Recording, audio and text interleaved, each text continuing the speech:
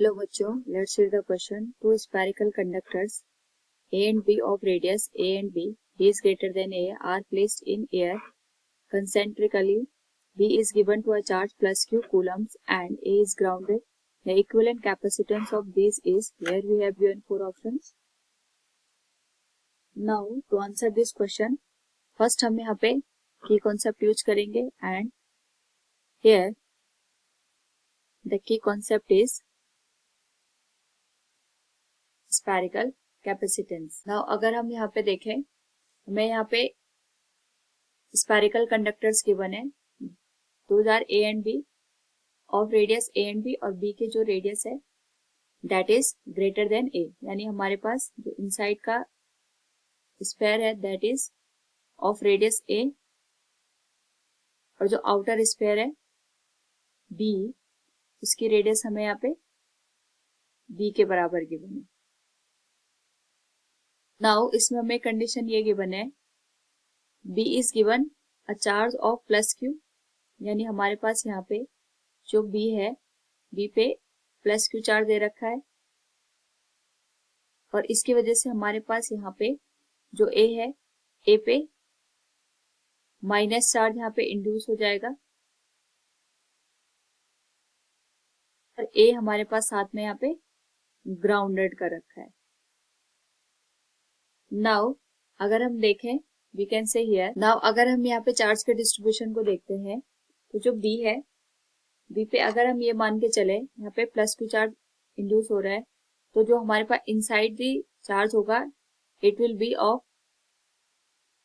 Q dash, हम इसको मान सकते हैं, और जितना पॉजिटिव चार्ज यहाँ पे बी के इनसाइड होगा उतना ही नेगेटिव चार्ज ए की सरफेस पे यहाँ पे इंड्यूस हो जाएगा. नाउ अगर हम यहाँ पे स्पेरिकल कैपेसिटेंस की बात करते हैं फॉर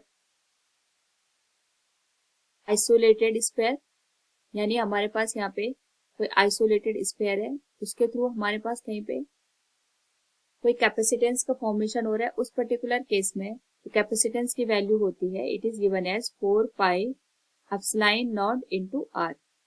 यहाँ पे आर उस रेडियस की जो भी स्पेयर होता है उसकी वैल्यू हमें गिवन होती है. नाउ यहाँ पे हमें अगर देखें तो जो स्पेयर ए है और बी है, इसका जो बी का जो इनसाइड का पोर्शन होगा वहां पे जो चार्ज इंड्यूस्ड होगा, यानी यहाँ पे जो इसका इनसाइड पोर्शन होगा और ए का जो आउटसाइड पोर्शन होगा, ये दोनों मिलके हमें ए कैपेसिटेंस का फॉर्मेशन करेंगे.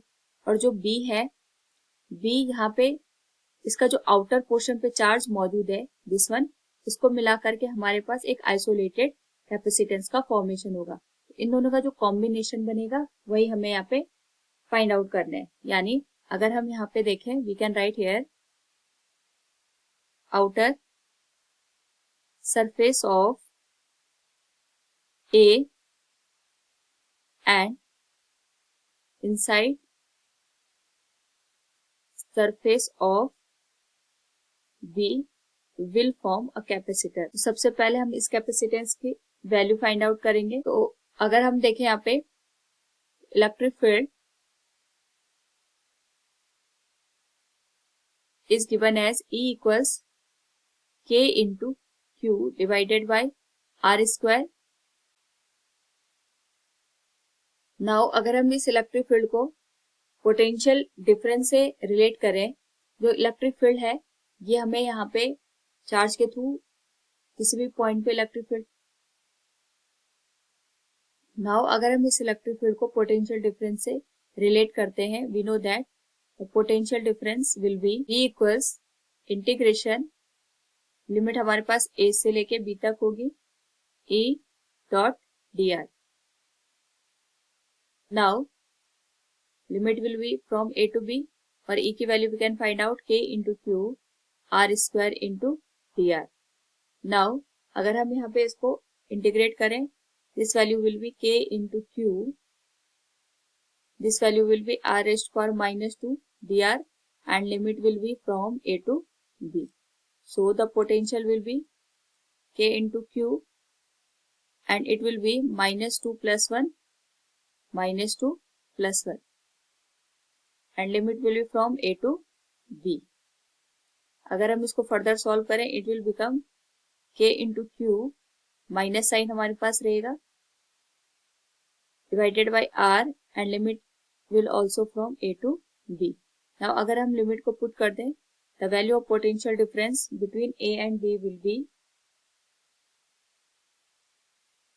k into Q 1 by b minus 1 by a, or we can further simplify it,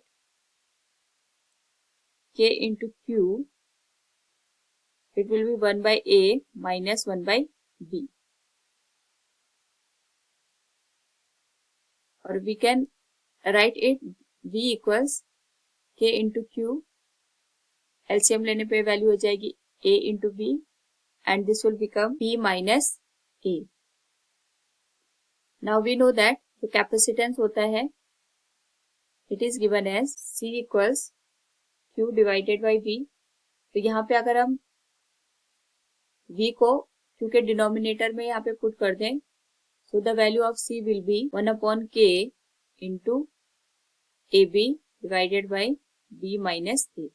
और हम इसको लिख सकते हैं, जो k होता है it is 1 upon 4 pi epsilon naught, value हो जाएगी 4 pi epsilon naught ab divided by b minus a. ये तो हो गया जब हमारे पास दोनों स्पेयर के बीच का कैपेसिटेंस हम फाइंड आउट कर रहे हैं. साथ में अगर हम देखें तो हमारे पास जो ये स्पेयर है b, इसका जो आउटर मोस्ट चार्ज है it is also forming capacitance, और ये हमारे पास एक आइसोलेटेड स्पेयर के जैसे बिहेव करेगा. So we can write here capacitance due to a sphere of radius b which is acting like a isolated sphere और capacitance. सो इस केस में हमारे पास जो c की वैल्यू है we can write is c dash, it will be 4 pi epsilon naught and radius of the sphere which is b. Now जो हमारे पास यहाँ पे इफेक्टिव कैपेसिटेंस बनेगा it will be the combination of c and c dash. तो जो c की value है it is 4 pi epsilon naught ab divided by b minus a and this will added to the 4 pi epsilon naught into b. Now अगर हम यहाँ पे effective capacitance की value find out करें, 4 pi epsilon naught कॉमन आ जाएगा and the value will become ab divided by b minus a plus b, and effective capacitance will be 4 pi epsilon naught, LCM will be b minus a ab plus b square minus ab. So the effective capacitance will be 4 pi epsilon naught b square divided by b minus a. So this is the equivalent capacitance for the given condition.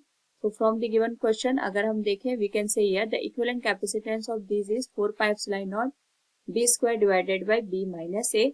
Option 4 will be the correct answer. Hope all you understood it. Thank you and best of luck.